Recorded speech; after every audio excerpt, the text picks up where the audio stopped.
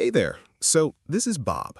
Bob did everything right. He studied hard, got a degree, found a stable job, and works 9 to 5 every single day, sometimes longer. He doesn't spend money on stupid things. He saves every month. He does everything his parents told him to do. But Bob is 32 years old, and he still can't afford a house. His savings are barely growing, and every time he thinks he's getting ahead, prices go up again.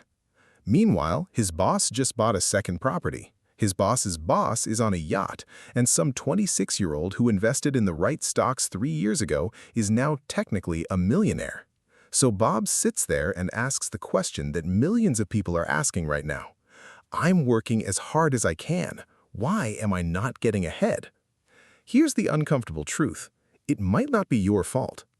In this video, we're going to talk about when hard work actually used to work, why the system quietly changed, the 3 invisible traps keeping most workers poor, who is actually getting rich and how, and what, if anything, you can do about it. Let's get into it.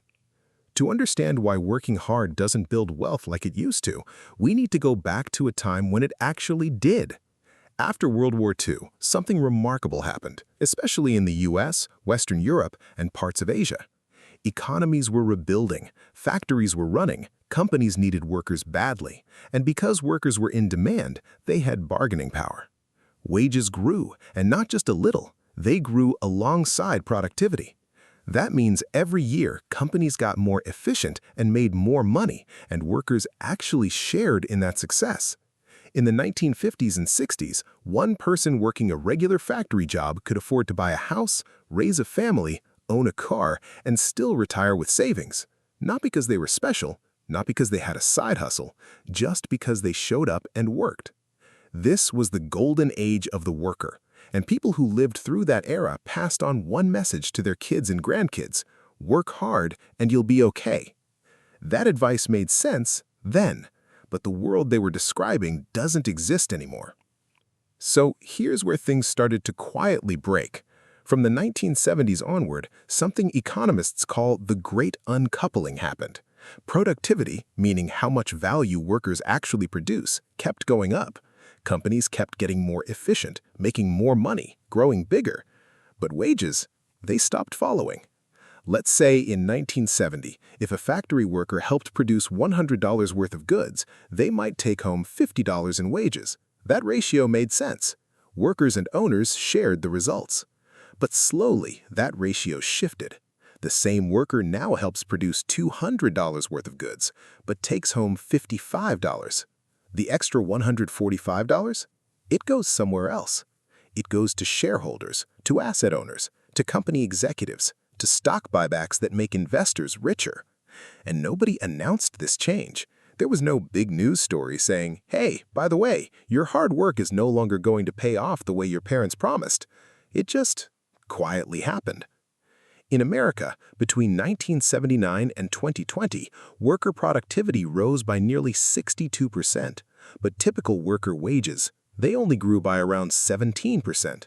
That gap isn't an accident. It's the result of policy choices, corporate decisions, and a system that slowly rewired itself to reward ownership over effort. So the first problem is simple.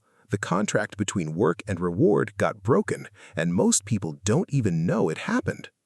But wait, it gets worse, because even if wages were keeping up, there are 3 invisible traps that make sure working hard alone can never build real wealth.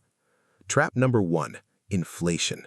You already know inflation means prices go up, but here's the part people miss. Inflation doesn't hit everyone equally. When prices rise, workers feel it immediately. Your rent goes up, your groceries cost more, your salary buys less. But people who own assets, their assets go up in value too. Your landlord's property just became more worth. The shareholder's stocks just got more valuable. Inflation quietly transfers wealth from people who earn money to people who own things. So every year you just hold cash in a savings account, you're actually getting poorer. Not because you did anything wrong, just because the system is designed that way. Trap number 2, the tax game is rigged. This one surprises a lot of people. In most countries, income from working, your salary, is taxed at the highest rate. But income from owning, like dividends from stocks or profits from selling property, is taxed at a much lower rate. Think about that. The government literally charges you more for working than for owning. A worker earning $100,000 might pay 30 to 35% in income tax. A rich person earning $100,000 from investments might only pay 15 to 20%. Same amount of money, very different rules. Trap number 3, time. This is the most brutal one. Compound growth is the most powerful force in wealth building, and it only works properly with time and a starting amount of money. If you start investing at 22 with $10,000, by the time you're 65, at a modest 7% return, you'd have around $220,000 just from leaving it alone. But if you're spending every paycheck on rent, food, and bills just to survive, you have nothing left to invest. The people who already have money let it grow while they sleep. The people who only have labor have to be awake and working to earn anything.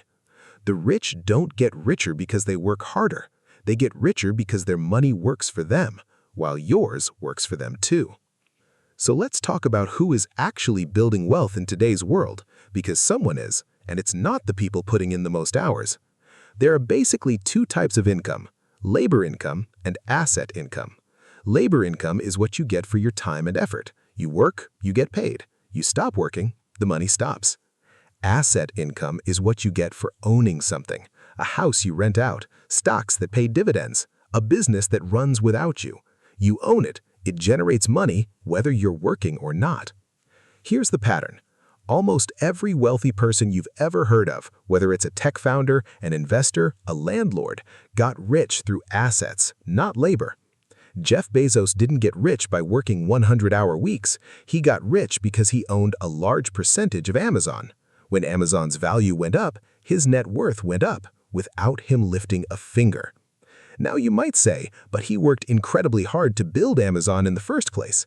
That's true, but the hard work was the vehicle. Ownership was the destination. Even regular wealthy people follow this pattern. The retired couple who owns 3 rental properties isn't rich because they work hard. They're rich because they own assets that pay them every month. The brutal truth is this: in today's economy, what you own matters far more than what you do.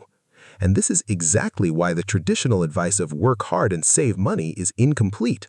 Saving money in a bank while inflation runs at 4 to 5% means your savings are actually shrinking in real value. What you actually need to do is convert labor into assets as early and consistently as possible. But here's where it gets unfair. To buy assets, you need capital first, and if all your income goes toward basic survival, you have no capital to start with. That's not laziness, that's a structural trap. Okay, so before this turns into a doom video, let's be honest about what can and can't change things. First, what won't work: working harder inside the same broken system, picking up extra shifts, grinding 60-hour weeks hoping your boss notices. If you're purely trading time for money, more time just means more of the same. What actually shifts the equation? 1. Understand the game before you play it. Most people spend their whole lives working without ever understanding how money actually works. This video is a start. Learn about assets, inflation, taxes, and investing, not to become rich overnight, but to stop making moves that keep you poor. 2. Convert income into assets as early and consistently as possible. Even small amounts: index funds, ETFs, real estate, whatever's accessible to you. Not to get rich quick, but to start having something that grows while you sleep. 3. Recognize that skill and income are not the same thing. A surgeon works incredibly hard and earns well, but if they stop working, the money stops. The goal isn't just to earn more, it's to build something that earns without you. And at the bigger level, some of this requires systemic change: fairer tax systems, better wages, more accessible investing. These aren't things one person can fix alone, but knowing they exist means you stop blaming yourself for a system that was never fully designed in your favor. So, in conclusion, hard work is not worthless, but it was never enough on its own, and today, the gap between labor and wealth has never been wider. The economy changed, the rules changed, but the advice most of us grew up with didn't.